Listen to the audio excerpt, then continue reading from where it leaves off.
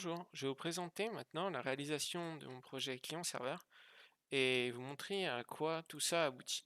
Tout d'abord, j'ai choisi le port 3495 pour mon client et donc la fenêtre du bas, celle-ci, va servir pour le serveur. Donc celui-là pour le client 1 et celle-ci pour le client 2. Donc je vais vous faire une petite démonstration. Tout d'abord, je démarre mon serveur. Ça m'affiche un petit message serveur on.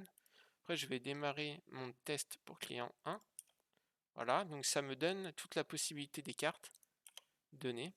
Et donc, pour savoir aussi avec les descriptions, pour savoir quels pouvoirs et quelles capacités sont donnés. Donc après, pour avoir un deuxième petit aperçu dans l'espace serveur, j'ai décidé d'utiliser donc l'IP du joueur pour qu'on puisse définir quel joueur à quel IP et pouvoir le retrouver. Donc, si je commence la partie avec par exemple une égalité, on sait que le musicien va dans tous les cas, sauf contre le magicien, faire une égalité. Donc, je vais faire en sorte que le joueur 1 joue le magicien. Donc, il va attendre que le joueur 2 va jouer. Si le joueur 2, disons qu'il va jouer le général. On peut voir, voilà, vous avez fait égalité. Donc là, il y a un time. Et dans le serveur, on peut voir aussi donc l'égalité présente. Donc pour bien montrer que ces deux joueurs-là. Et on va avoir aussi la victoire du joueur 1 et du joueur 2. Donc là, égal. Pareil pour les deux manches ici qui s'actualisent. Après, vous pouvez voir que nos deux cartes, donc ici le 1, la carte du magicien, du musicien, pardon, et la carte du général ont été supprimées.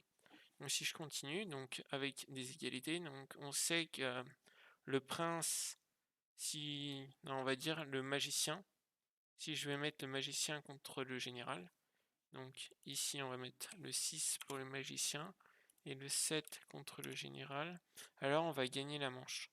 Donc on va aller sur une position de victoire pour vous montrer un petit peu comment ça marche. Donc là vous pouvez voir ça s'actualise. Voilà, et on peut aussi apercevoir ici le résultat du match, vous avez gagné une manche, votre adversaire a gagné une manche. Donc si je continue dans ma lancée de victoire pour lui, on va mettre le 8 pour ce joueur-là. Et donc ici, on va lui mettre le 5. Vous avez perdu le match, vous avez gagné le match, donc il a encore gagné. On va voir pour l'actualisation. Donc vous avez gagné 2 manches. Donc je continue avec donc ce coup-ci l'assassin, qui est le 4, contre le prince. Voilà, le prince il gagne dans tous les cas. Donc même s'il a beau être la carte la plus élevée, c'est son passif.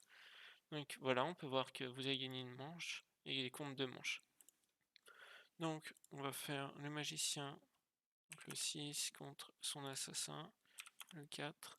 Vous avez perdu le match, vous avez gagné le match. Donc là il y a 3-1 normalement. Voilà, 3-1.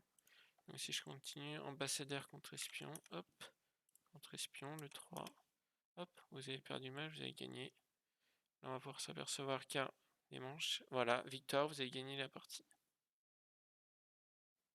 Avec 4 manches contre une. Victoire totale, équipe 1. Donc ça fait un résumé de savoir qui a gagné. Avec la déconnexion, et on voit ici aussi que la partie elle est terminée. Quand on revient à la ligne de commande et pour relancer la partie, il suffira de refaire un point client avec l'adresse et le port. Le port qui est 3495. Merci de votre écoute.